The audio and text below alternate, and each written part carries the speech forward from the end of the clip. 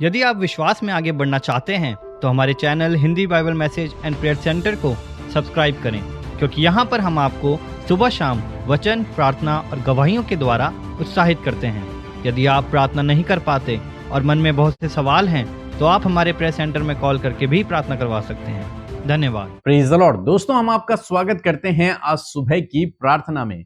और आज मैं आपसे बात करना चाहता हूं कि युद्ध तुम्हारा नहीं है।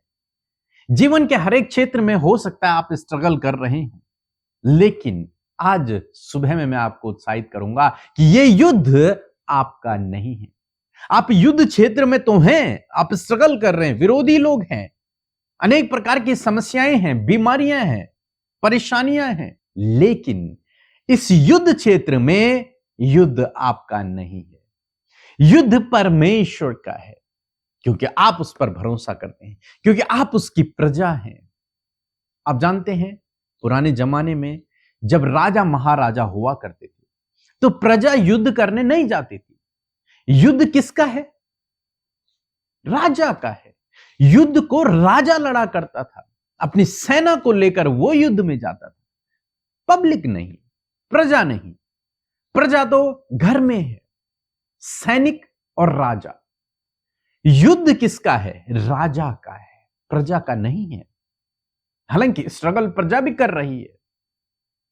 अगर राजा युद्ध हार गया तो प्रजा का नुकसान होगा, उन्हें गुलाम बना के ले जाया जाएगा, उन पर अत्याचार किया जाएगा, शायद उन्हें भी मार डाला जाएगा।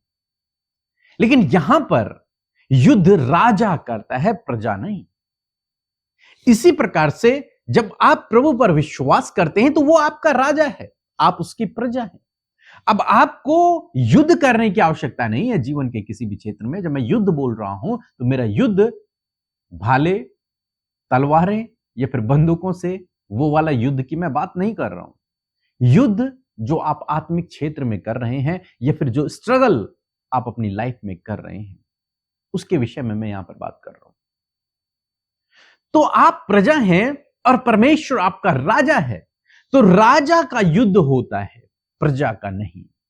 प्रजा को तो केवल अपनी फरियाद राजा तक पहुंचानी है और उसके बाद राजा युद्ध को लड़ता है अपनी सेना को लेकर। दूसरा इतिहास की किताब उसका 20 अध्याय 15 पद यदि आप पढ़ेंगे तो वहां पर कुछ इस प्रकार से लिखा है, और वह कहने लगा, हे सब यहूदियों, हे इजराइलियों, हे यरूशलेम के रहने वालों, हे राजा यहोशापात, तुम सब ध्यान दो। यहोवा तुमसे यूं कहता है कि तुम इस बड़ी भीड़ से मत डरो और तुम्हारा मन कच्चा न हो, क्योंकि युद्ध तुम्हारा नहीं, परमेश्वर का है। युद्ध हमारा नहीं है, युद्ध परमेश्वर का है। हम तो प्रजा हैं, राजा परमेश्वर है। यहां पर जब यहोशापात की सेना को, यहोशापात के नगर को, यहूदा को, जब एक बड़ी भीड़ ने, दूसरे राजाओं ने घेर लिया तो वो अत्यंत डर गए, घबरा गए।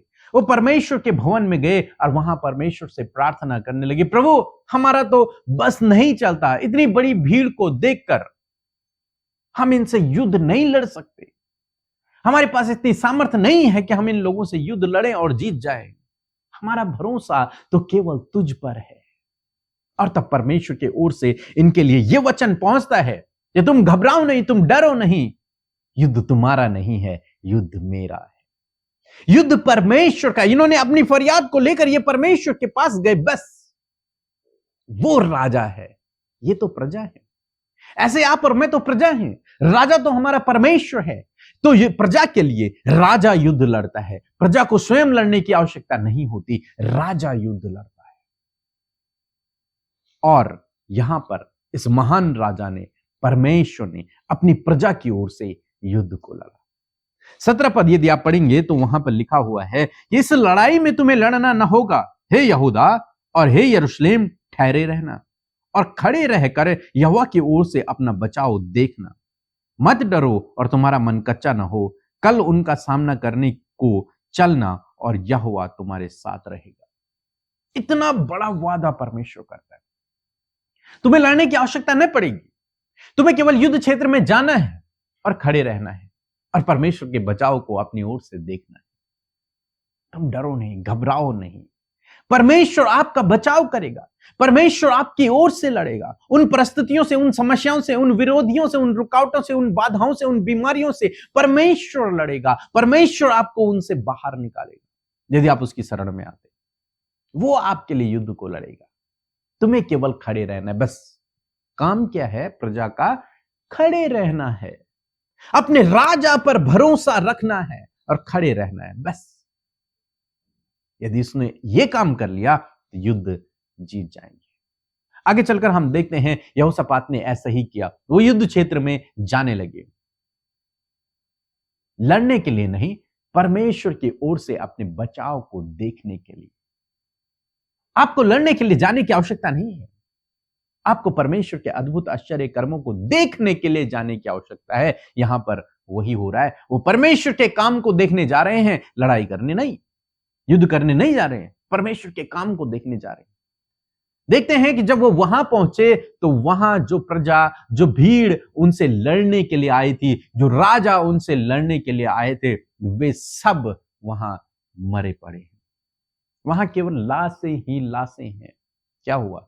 परमेश्वर का अद्भुत आश्चर्य कर्म। फिर इन लोगों ने इतना सामान वहां से बटोरा कि इन्हें बटोरते बटोरते 3 दिन लग गए।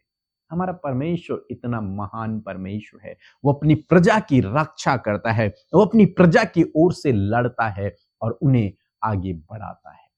आपको केवल खड़े रहना है, विश्वास में बने रहना है। आपकी ओर से लड़ने वाला परमेश्वर है, आपकी ओर से युद्ध परमेश्वर लड़ेगा। आपको केवल स्थिर बने रहना है।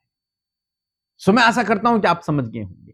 आपको केवल विश्वास में बने रहना है। हो सकता है इस समय आप स्ट्रगल कर रहे हो, अनेक प्रकार की परिस्थितियां आपके जीवन में हो, लेकिन ऐसे समय में आपको केवल भरोसा करना है, स्थिर बने रहना है, पीछे नहीं हटना है, खड़े रहना है, परमेश्वर पे भरोसा रखकर। मेरा विश्वास है, बाइबल कहती है कि वो आपकी ओर से लड़ेगा, आपको लड़ना न पड़ेगा, वो आपकी ओर से लड़ेगा, वो उन परिस्थितियों को दूर करेगा, वो आपके लिए मार्ग खोलेगा, वो बंद दरवाजों को खोलेगा, वो उन विरोधियों से लड़ेगा। आपको चुपचाप रहना है और प्रार्थना करना है, विश्वास करना है। सो प्रभु आपको इस वचन के द्वारा बहुत आयत से आशीष दे। आमीन। आप सभी को जय मसीह की। मैं दिव्या महांती बलांगीर डिस्ट्रिक्ट उड़ीसा से बोल रही हूँ। मैं अपनी गवाही शेयर करना चाहती हूँ। मेरे फादर इन लॉ का प्रोस्टेट का ऑपरेशन हुआ था जो अनसक्सेसफुल रहा, इसलिए हमने प्रेयर सेंटर में व्हाट्सएप के ज़रिए प्रार्थना रिक्वेस्ट भेजी और उन लोगों ने हमारे फादर इन लॉ के लिए निरंतर प्रार्थना की। आज मेरे बाबा का दूसरी बार ऑपरेशन किया गया और वो पूरी तरह से सक्सेसफुल हुआ और आज वो पूरी तरह से भले चंगे हैं। इसके लिए मैं प्रार्थना वॉरियर पीके मसीह और उनकी पूरी टीम को, अमृता सिस्टर को धन्यवाद देती हूँ कि उन्होंने हमारे लिए निरंतर प्रार्थना की। प्रभु का बहुत बहुत धन्यवाद हो। मेरी दूसरी गवाही ये है कि मुझे एक स्कूटी की बहुत आवश्यकता थी, पर मेरे पास सैलरी ना मिलने के कारण मैं इंस्टॉलमेंट नहीं दे सकती थी, इसीलिए मैं गाड़ी लेना नहीं चाहती थी। पर प्रभु ने मुझे पूरा कैश देके नई गाड़ी लेने के लिए मेरी सहायता की। आज मेरे पास नई स्कूटी है। मैं पीके मसीह, अमृता सिस्टर और उनकी पूरी टीम का बहुत बहुत धन्यवाद करती हूँ।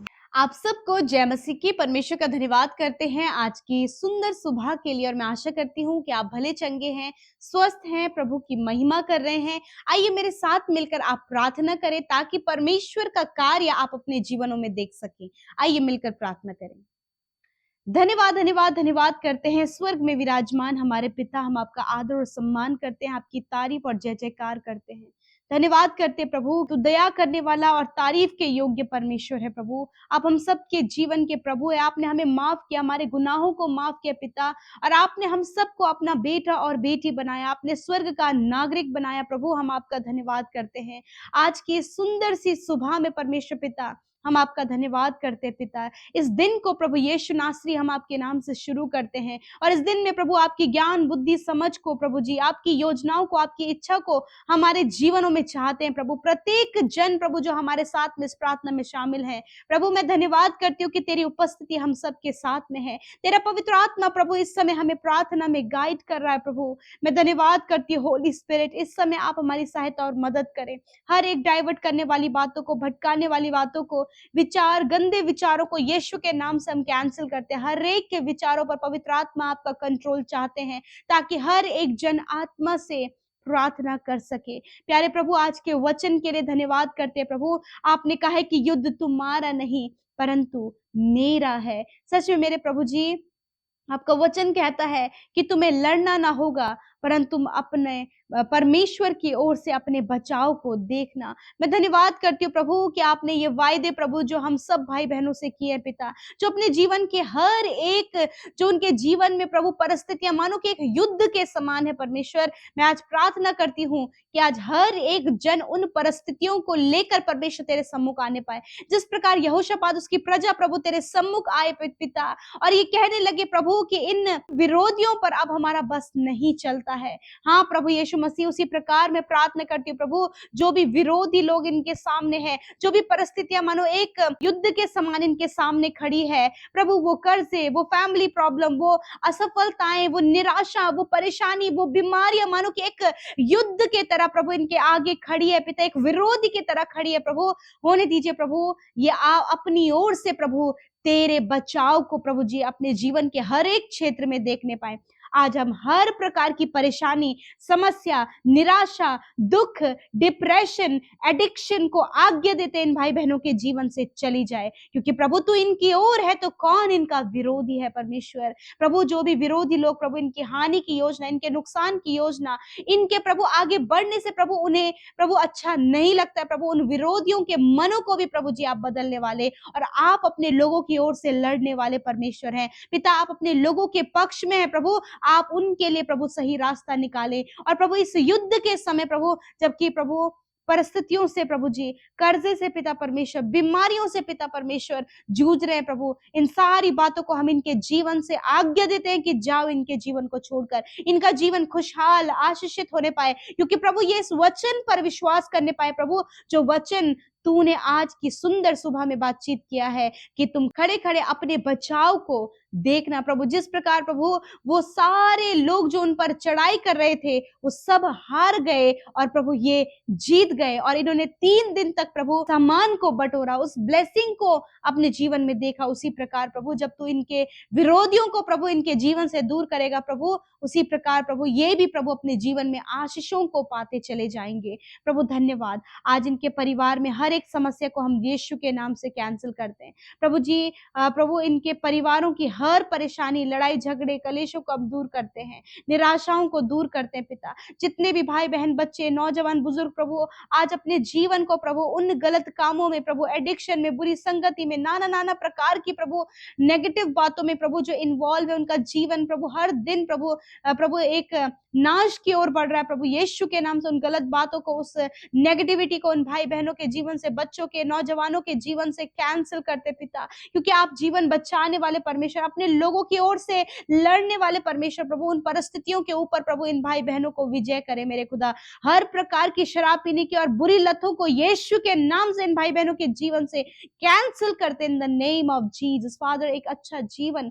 ये जी सके पिता, जिनके ऊपर आज बहुत ज्यादा कर्जा है प्रभु, इन्हें चुकाने में असंभव लग रहा है पिता। यीशु मसीह अपने महिमा में धन से इनके कर्जे को चुकाए। आपका वचन कहता है पिता, आपका वचन सत्य है कि मैं तुम्हें उधार लेने वाला नहीं परंतु देने वाला बनाऊंगा। हर प्रकार का कर्जा इनके परिवार से, इनके जीवन से चला जाए और ये कर्ज मुक्त होकर परमेश्वर पिता आपके नाम की महिमा करें। बड़े उपाय और इंतजाम को प्रभु ये अपने जीवन में देख सके पिता। जिस प्रकार प्रभु जी यहोशापात उसकी प्रजा ने 3 3 दिन तक उस लूट को बटोरा, उसी प्रकार प्रभु तेरे लोग भी जब समस्याओं से बाहर निकले तो प्रभु वो भी अपने जीवन में बहुतायत की आशीषों को पाए और फलवंत होते चले जाएं। आज जितने भी भाई बहन कॉम्पिटेटिव एग्जाम की तैयारी करें, उनके लिए ज्ञान बुद्धि समझ को मांगते हैं और वो प्रभु अपने कॉम्पिटेटिव एग्जाम में क्वालिफाइड हो। जीवन के हर एक क्षेत्र में प्रभु आप इन्हें बढ़ोतरी दें, इन्हें बढ़ाएं परमेश्वर पिता। और आज जितने भी भाई बहन बीमार हैं प्रभु, उनकी बीमारियों को प्रभु आपके सम्मुख लेकर आते और कहते हैं, इन बीमारियों को डांटते हैं,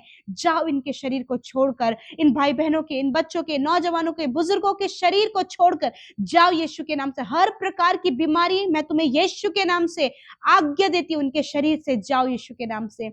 हार्ट की बीमारी इसी वक्त जाओ, kidney, lungs, pancreas, stomach, liver की बीमारी जाओ यीशु नासरी के नाम से। हड्डियों की बीमारी जाओ यीशु नासरी के नाम से। कैंसर जाओ यीशु के नाम से। पैरालाइज जाओ यीशु के नाम से। शुगर, बीपी, थायराइड की बीमारी प्रभु, अर्थराइटिस की प्रॉब्लम, गठिया के रोग इसी वक्त इनके शरीर से जाएं। Allergy, infection, piles problem, stone problem इसी वक्त इनके शरीर को छोड़कर जाओ यीशु के नाम से। प्रभु धन्यवाद, सर से लेकर पैरों तक, हड्डियां, मांसपेशियां, अंदरूनी बाहरी हर एक अंग, सेंस ऑर्गन इसी वक्त यीशु के नाम से चंगे हो जाएं।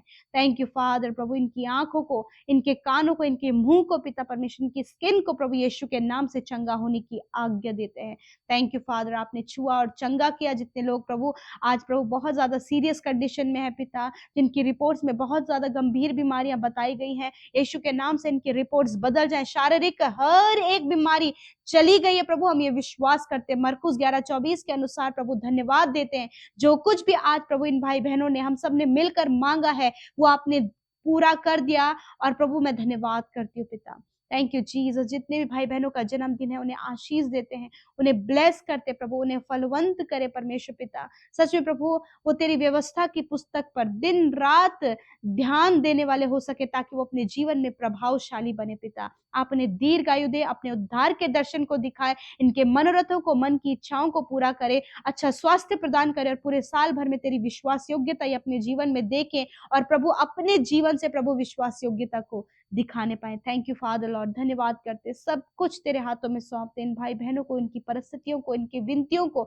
तेरे हाथों में देते और मैं धन्यवाद देती हूँ, आपने प्रार्थना सुना, उत्तर हाँ आमीन में दिया। धन्यवाद करते हैं, यीशु के नाम से प्रार्थना मांगते, सुने और ग्रहण करें। आमीन, आमीन और आमीन।